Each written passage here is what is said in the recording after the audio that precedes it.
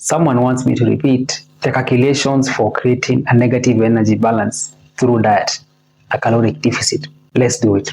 First of all, this is an estimation.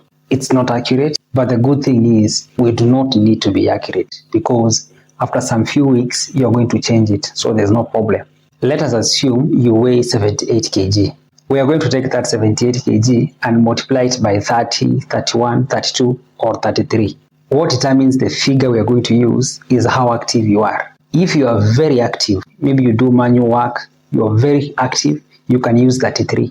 If you're not active and you spend most of your time sitting down, then you can use 30. For most of us, 32 is okay because we walk around, we do some jobs here and there, so we are a bit active. So 32 is okay. Let us use 32.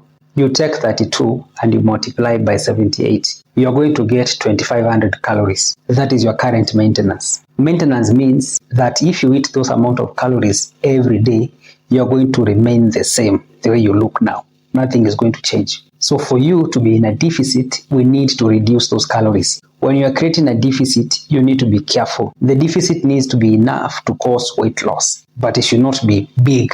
When it's big, you're going to lose both fat and muscle very fast, and you're going to look bad. The best figures are about 20 to 25%. Since losing weight very fast is a bad idea, I prefer 20%. 20% of 2500 is 500. So you're going to take 2500 minus 500. You're going to get 2000. Or we can just take 2500 and multiply by 0.8. We are going to get 2000. Now this is the amount of calories you need to eat daily for you to lose about 1% of your body weight per week.